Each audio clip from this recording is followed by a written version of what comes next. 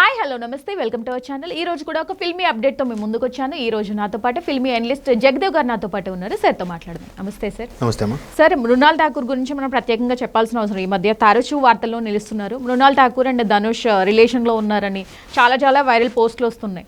So Mrunal Thakur నాకు అన్నయ్య లాంటోడు అంటూ ఒక ట్వీట్ చేసింది మృణాల్ ఠాకూర్. సో దీని మీద మీరేం చెప్తారు? ఆమె నిజంగా ట్వీట్ చేసి ఉంటారా తెలీదు. అంటే యాక్చువల్గా వీళ్ళిద్దరికి మధ్యలో ఎందుకు ఆ రిలేషన్ ఉందని వైరల్ అవుతుంది అనేది తెలియదు. కానీ నిప్పులేందే పొగరాదు అని ఒకటైతే నేను నమ్ముతా. కాకపోతే ఈ వీళ్ళిద్దరినే ఎందుకు ఏంటి అనే దాని మీద అక్కడ ధనుష్ ఎప్పుడు క్లారిటీ ఇవ్వలేదు, ఇక్కడ ఈవిడ కూడా ఎప్పుడు క్లారిటీ ఇవ్వలేదు, ఎప్పుడు రెస్పాండ్ అవ్వలేదు. తర్వాత రీసెంట్గా మృణాల్ కూడా ఒకప్పుడు తన బాయ్ ఫ్రెండ్ నాకు నచ్చలేదు, ఇద్దరికి అభిప్రాయ భేదాలు వచ్చేసాయి, విడిపోయాము, ఇప్పుడు ఎవరి దారి వాళ్ళు చూసుకుంటున్నాం అన్నట్టుగానే ఆవిడ ఒక పోస్ట్ చేశారు.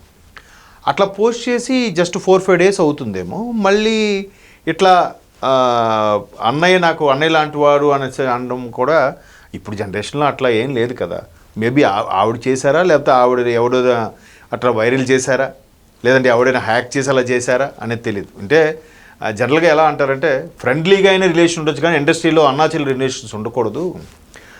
అంటే ఒకప్పుడు పాత తరంలో అలాగే ఉండేదంట, అన్నయ్య చెల్లి అట్లాగా అలా పిలుచుకునేవారట. బట్ రిలేషన్ షూటింగ్ అప్పుడు మాత్రం అన్నీ పలికించాలి, నవరసాలు పలికించాలి. అది కొద్దిగా అలా అన్నయ్య చెల్లి ఉన్నప్పుడు ఆ రిలేషన్స్ పలికించడంలో ఇబ్బంది వస్తుంది ఎవరికైనా.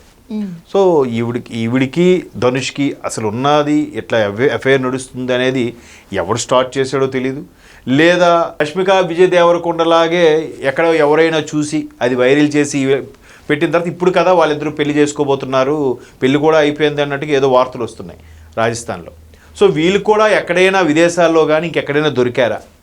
నేను మోరోవర్ ధనుష్ ఎప్పుడు అటువంటి వివాదాల్లో లేడు ఆయన నాకు తెలిసినంతవరకు. రజనీకాంత్ గారు అమ్మాయిని మ్యారేజ్ చేసుకున్నారు, తర్వాత ఇద్దరు పిల్లలు కూడా చాలా పెద్ద అయ్యారు. పెద్ద అయిన తర్వాత వాళ్ళిద్దరూ అభిప్రాయ భేదాలు వచ్చి విడిపోయారు. సో ఇప్పుడు ఆయన సింగిల్గా ఉన్నాడు, ఈవిడ యంగ్ జనరేషన్ హీరోయిన్, వీళ్ళిద్దరికీ అఫైర్ అన్నట్టుగా గత కొద్ది రోజులుగా సోషల్ మీడియా వైరల్ అవుతుంది. అది రీసెంట్గా వచ్చిన పోస్ట్ ఏదైతే చూస్తే దాంట్లో ఇంకొక వెర్షన్ కూడా వినిపిస్తుంది సోషల్ మీడియాలో.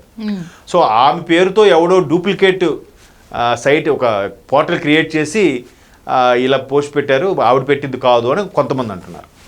సో ఏంటంటే అసలు ఎవడో అసలు ఖాళీగా ఉన్న వాళ్ళ వెధవ ఎవడో తెలియదు కానీ ఎంతసేపు ఇట్లాంటివి ట్రోల్ చేయడము, ఎంతసేపు వీళ్ళు రామ్ చరణ్ గారికి పుట్టారంటే వాళ్ళ గురించి ఇలా మాట్లాడటము, ఎవరు సరోగసి అని అనడము.